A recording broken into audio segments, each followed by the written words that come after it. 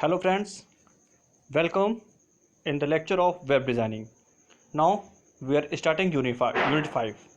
Okay, जैसा कि अभी तक के यूनिट पे हम लोगों ने ये चेक कर लिया है, ये देख लिया है कि किस तरह से हम अपनी एक वेबसाइट को रेडी करते हैं with the help of HTML, with the help of CSS and with the help of JavaScript. We also provide the interactive part in our website. Okay, now हम ये मान के चलते हैं कि हम लोग की वेबसाइट बन रही है और हम लोग की वेबसाइट बिल्कुल रेडी हो चुकी है। ठीक है, हम लोग की वेबसाइट बन के रेडी हो चुकी है। अच्छा, अब हम लोग की वेबसाइट अगर रेडी हो चुकी है तो क्या ये वेबसाइट सबके लिए अवेलेबल है? नहीं, अभी ये वेबसाइट जो हम लोग की बनी है, ये वेबसाइट सिर्फ और सिर्फ हमारे पर्टिकुलर सिस्टम पे चल रही है और हम इसको विजिबल कर रहे हैं, हम इसको देख पा रहे हैं। This particular website is not visible for all the user. जैसे अगर हम जीमेल की बात करें, अगर हम गूगल की बात करें, हम किसी कंपनी की वेबसाइट की बात करें, अपने यूनाइटेड कॉलेज की वेबसाइट की बात कर लें, है ना, तो हम ब्राउज़र पे एक URL टाइप करते हैं और URL टाइप करते हैं, वो वेबसाइट हमारे लिए विजिबल हो जाती है। अभी तक हमने जो अपनी वेबसाइट बनाई, क्या ये वेबसाइट हमारे लिए विजिबल है? नहीं, ये वेबसाइट हम लोग के लिए विजिबल नहीं है। क्यों? क्योंकि अभी तक हम लोगों ने अपनी वेबसाइट को होस्ट नहीं किया है। What is web hosting? Host करने का क्या मतलब है? कैसे होस्ट करते हैं? क्या क्या स्टेप्स फॉलो करने पड़ते हैं? ठीक है, जिससे कि हमारे पर्टिकुलर वेबसाइट सबके लिए अवेलेबल हो जाए, सब उसको आसानी से अपने सिस्टम पे चेक कर सकें, शो कर सकें। इस पूरे प्रोसेस की बात हम लोग करने जा रहे हैं अपने इस पर्टिकुलर सेशन पे, जिसे हम लोग कह रहे हैं वेबसाइट वेब होस्टिंग। ठीक है, सबसे पहले हम ये देख लेते हैं what is web hosting. We can say that web hosting is a service of providing online space for storage of web pages. Web pages को ऑनलाइन स्पेस प्रोवाइड करने के लिए हम जिस सर्विस का यूज़ करते हैं that is known as web hosting. These web pages are made available via world wide web. www के थ्रू ये पेजेस हम लोग के लिए अवेलेबल हो जाएंगे और जो कंपनी इस तरह की वेबसाइट को होस्टिंग को ऑफर करती है, उस वेबसाइट को, उस कंपनी को हम लोग कहते हैं web host. The server on which website is hosted remain switched on 24/7, यानी 1 वीक में 7 डेज, 1 डे में 24 आवर्स, हर दिन हर घंटे ये सर्वर हमारे ऑन होंगे जहां पे हम अपनी वेबसाइट को होस्ट करेंगे। और ये सर्वर रन करता कौन है? इस सर्वर को रन करता है हमारी वेब होस्ट की कंपनीज। ओके, जितने भी हमारे सर्वर हैं उन सब का अपना खुद का एक IP एड्रेस होगा। अब यहाँ पे एक प्रॉब्लम आती है, व्हाट इज़ IP एड्रेस। तो अगर हम नॉन टेक्निकल हैं तो हम एक बार एक्सप्लेन कर देते हैं कि IP एड्रेस क्या है। अगर हम टेक्निकल हैं तो हमें तो पता ही है IP एड्रेस क्या है। सिंपल आप ये समझिए, जब हम लोग कोई एक सिम खरीदते हैं तो उस पर्टिकुलर सिम को सबके लिए अवेलेबल करने के लिए एक नंबर प्रोवाइड किया जाता है ना। अब उस नंबर को जो डायल करेगा उस सिम पे कॉल जाएगी। एग्जैक्टली इसी तरह हर एक सर्वर को एक्सेस करने के लिए उसका अपना एक नंबर अलॉट कर दिया जाता है। उस नंबर को हम लोग कहते हैं IP एड्रेस। ठीक है, अब जैसा मैंने आपको बताया कि एक नंबर प्रोवाइड कर दिया जाता है, तो वो पर्टिकुलर नंबर या कोई भी नंबर रिमेंबर करने में बहुत डिफ़िकल्ट होता है। मैंने मोबाइल का एग्जांपल लिया है, तो इसी एग्जांपल से समझिए, आप लोग भी अपने मोबाइल पे नंबर सेव करते होंगे। क्यों? क्योंकि हम लोग नंबर को याद नहीं कर पाते, हम नाम को याद करते हैं। हमारी जो मेमोराइज पावर है वो नाम को ज़्यादा याद करने के लिए है, नंबर्स नहीं। इसीलिए हम लोग क्या करते हैं, हम लोग एक नाम के मैप में एक नंबर सेव कर देते हैं। ठीक है, अपने मोबाइल में। जब यही प्रोसेस हम लोग IP एड्रेस के साथ करते हैं, we can map a name with any IP address is known as domain name of that particular IP। ठीक है, तो अपने पर्टिकुलर सिस्टम पे हम ये काम इसलिए नहीं कर सकते कि भाई पहली चीज़ हमारे सिस्टम की इतनी पावर नहीं होगी, और दूसरी चीज़ आपको अपने सिस्टम को फिर 24 आवर्स पर डे ऑन करके छोड़ना पड़ेगा, जो कि पॉसिबल नहीं है। अब कितने टाइप की हमारे पास वेब होस्टिंग होती है? सबसे पहले शेयर्ड होस्टिंग। शेयर का मतलब पता है, जहाँ पे चीज़ों को हम शेयर कर देते हैं, है ना।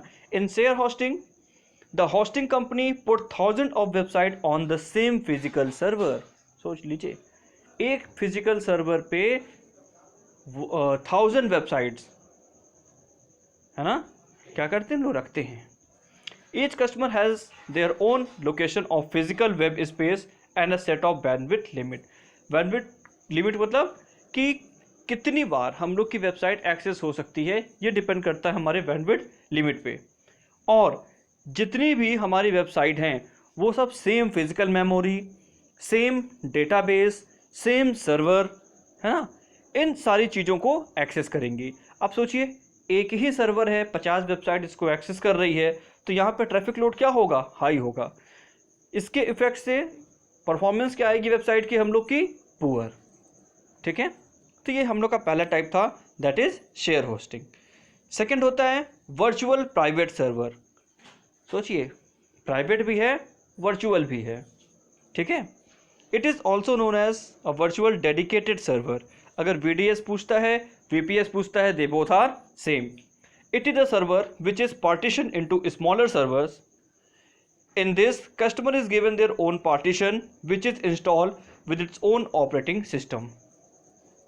ठीक है, उन्हीं के ऑपरेटिंग सिस्टम पे वो पार्टीशन हम लोग का इंस्टॉल हो जाता है। Unlike share hosting, VPS does not share memory, processor limit rather in allocate certain amount of memory. यहाँ पे अलग अलग अगर VPS हैं और उस VPS के अलग अलग कस्टमर हैं, तो हर एक कस्टमर के बीच में आइसोलेशन होगा। एक VPS के कस्टमर दूसरे VPS के कस्टमर के पेजेस को, उनके मेमोरी को, उनके सर्वर्स को एक्सेस नहीं कर पाएंगे। फ़ायदा क्या होगा इससे? फ़ायदा होगा कि शेयर्ड से स्पीड इसकी अच्छी मिलेगी। तीसरा है डेडिकेटेड सर्वर। डेडिकेटेड सर्वर मतलब एक सर्वर एक वेबसाइट के लिए डेडिकेट कर दिया जाए। लेकिन ये छोटे मोटों के लिए नहीं होगा, ये बड़ी बड़ी कंपनियों के लिए होगा। जैसे गूगल का अपना खुद का सर्वर है, वो डेडिकेटेड है, उस पर्टिकुलर सर्वर पे सिर्फ और सिर्फ गूगल की ही वेबसाइट चलनी है। ठीक है। Reseller hosting. रीसेलर जैसा कि इसके नाम से यहाँ पे सामने आ रहा है, reseller hosting, it is act as a middle man and sell hosting space of someone else server. मतलब अभी मेरी वेबसाइट बन रही है, हमने देखा कि यार इसमें बहुत अच्छा ऑफर चल रहा है और ये कंपनी बहुत अच्छा ऑफर प्रोवाइड कर रही है सर्वर के लिए। हमें लगा ऑफर अच्छा है, हमने वो पर्टिकुलर स्पेस परचेस कर लिया।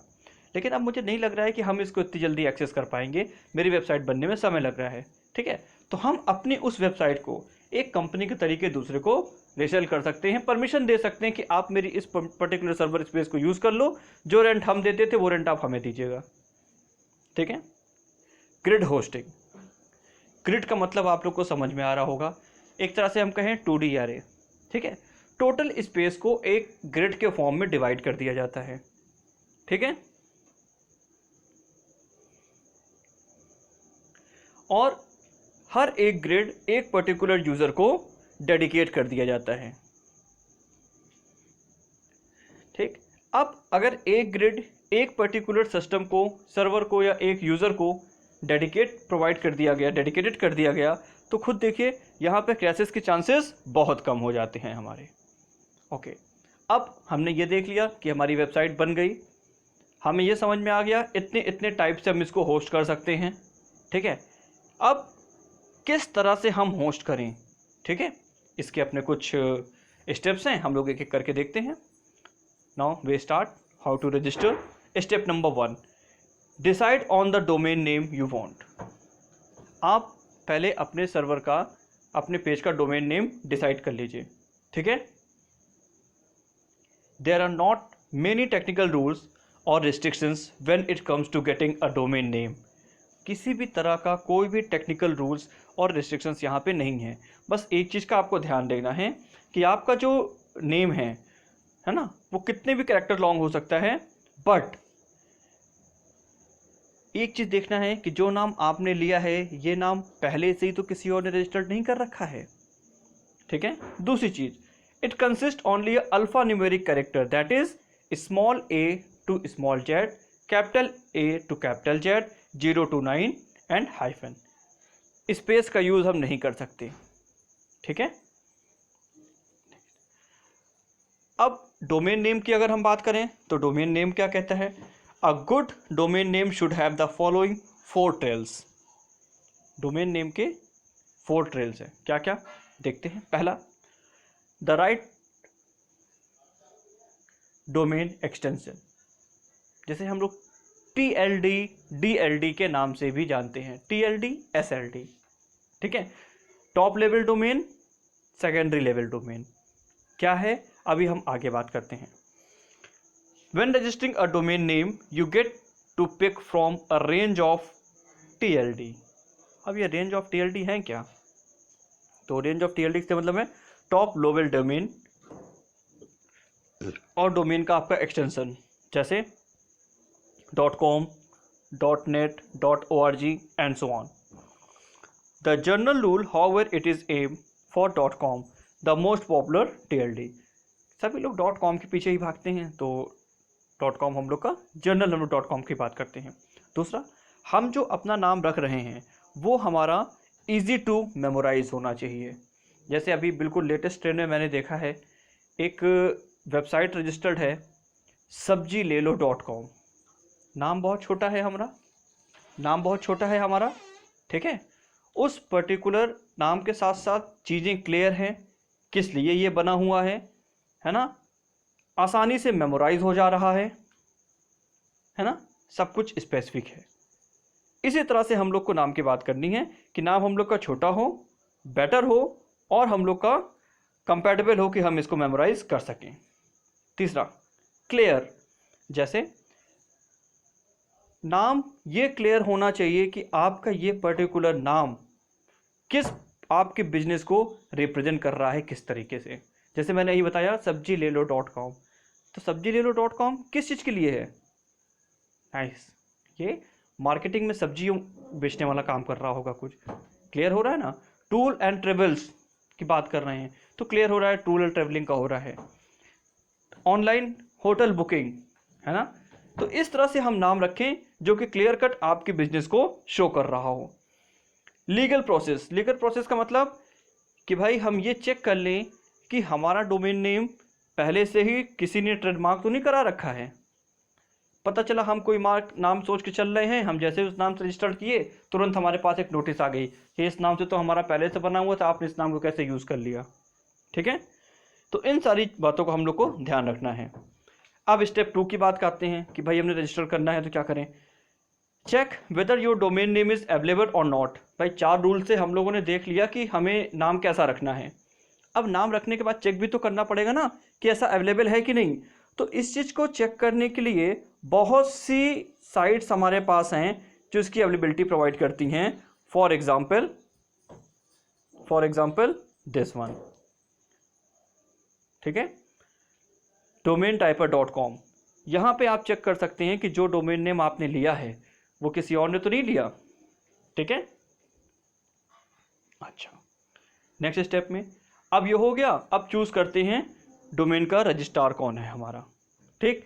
तो जैसे GoDaddy है, नेमचीप है, name.com है, domain.com है, OVH है, ये सारे वो रजिस्ट्रार हैं जो आपको परमिशन प्रोवाइड करते हैं कि आप यहाँ पे रजिस्टर्ड कर सकते हैं अपनी वेबसाइट को। Now that you know what domain name you want to register, आपको पता है कि आपका क्या नाम है, किसको रजिस्टर करना है, and you know it's available भी है। You can go to your domain registrar for choice the purchase of domain. जब आप यहाँ पे जाएंगे और वेब होस्टिंग की बात करेंगे तो ये आपको कई पैकेज प्रोवाइड करेंगे। मतलब कि अगर आपने ये पर्टिकुलर डोमेन परचेज किया या हमारे यहाँ से परचेज करते हैं तो 1000 रुपीज़ में हम आपको परमिशन देंगे कि आप अपने स्पेस में 5 वेबसाइट होस्ट कर लीजिए। 3 GB स्पेस हम प्रोवाइड करेंगे आपको, ठीक है। इस तरह से कई ऑफर, कई पैकेजेस ये प्रोवाइड करते हैं। अपने बजट के अकॉर्डिंग पैकेज आप देख के इनमें से किसी भी साइट से स्पेस आप लेके रजिस्टर कर सकते हैं, ठीक है। Now 4th step, purchase your domain. This is the final step. After this, you will have your new domain name registered and ready to use. इसके बाद आप नया डोमेन नेम पे आपकी वेबसाइट रजिस्टर्ड हो जाएगी और रेडी टू यूज़ है. इसे हम लोग कहीं पे भी कभी भी यूज़ कर सकते हैं. ठीक है, आपको एक डोमेन नेम मिल जाएगा. वो डोमेन नेम आप पब्लिक कर सकते हैं, सब लोग उसको देख सकते हैं. जितने लोग भी उस डोमेन पे विजिट करेंगे, आपकी जो वेबसाइट रजिस्टर्ड होगी वो सब की सब आपकी यहाँ पे अवेलेबल हो जाएगी. अच्छा, अब स्पेस तो मिल गया. स्पेस पे वेबसाइट को हम लोड कैसे करेंगे, फ़ोटोज़ हम कहाँ पे रखेंगे, डेटाबेस हम कहाँ पे बनाएंगे, अपने HTML के पेजेस को हम लोग कहाँ पे रखेंगे, ये सारे पेजेस हम लोग के जितने भी आएंगे वो सब के सब हम लोग करते हैं सी पैनल के थ्रू. ठीक है, जिसे हम लोग कहते हैं कंट्रोल पैनल. अब ये सी पैनल की बात हम लोग करेंगे अपने नेक्स्ट पर्टिकुलर स्लाइड में. तो अभी तक के लिए इतना रखते हैं. Thank you.